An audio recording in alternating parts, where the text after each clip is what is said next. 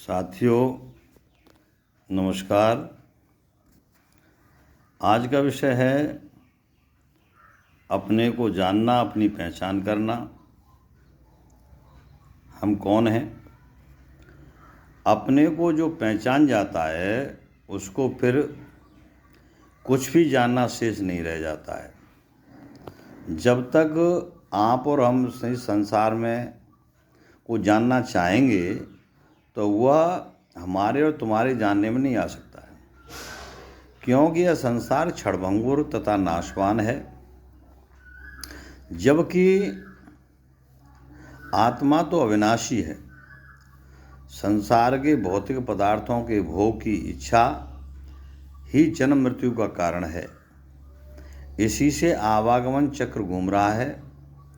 जो पुरुष विषय सुख की तलाश में रहते हैं तथा ईश्वर भजन से विमुख रहते हैं, उन्हें तो दुख तथा नरक या अधोगति या अध योनि में जाना ही पड़ता है। शरीर तो हद में है और आत्मा बेहद में है।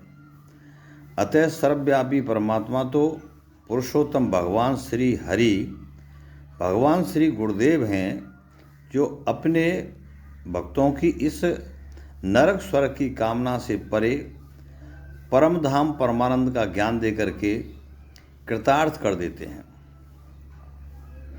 मनुष्य का प्रारब्ध वश अपने कर्मों के अनुसार सुख या दुख या पतन ही होता रहता है, उसमें अन्य कोई कारण नहीं है।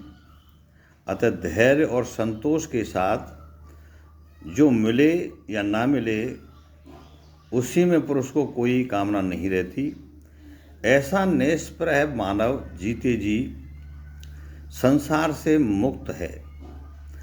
ब्रह्मरंध्र में निवास जिसका हो जाता है वही गुणातीत और कालातीत पुरुष होता है। जिसकी भगवान गुरुदेव या श्री कृष्ण में स्थिति हो जाती है वही सर्वश्रेष्ठ है। हमें माता पिता गुरु के कर्म नहीं देखने,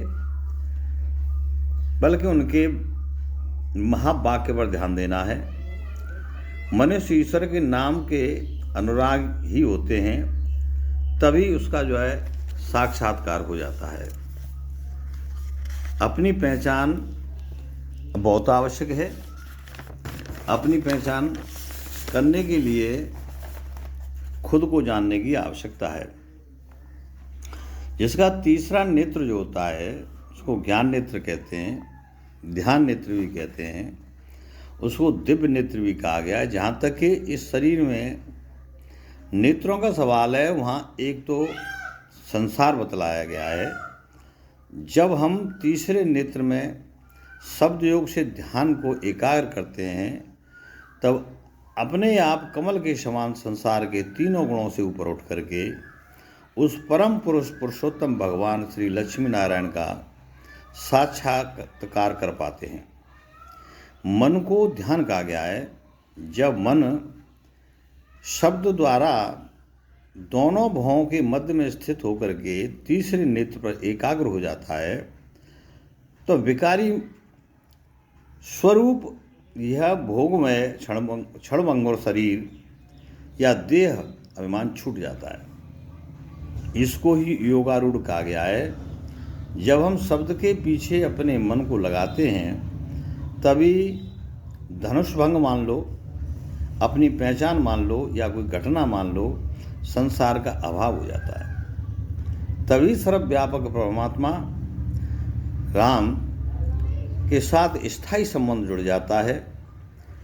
तीसरा नेत्र पवित्र और आनंदमय होता है, जिसमें परमानंद की अनुभूति जीते जी मर करके हो जाती है, जिसे जीते जी मरना कहते हैं। और संसार का अभाव होना ही संसार की प्रलय या मृत्यु कहा गया है।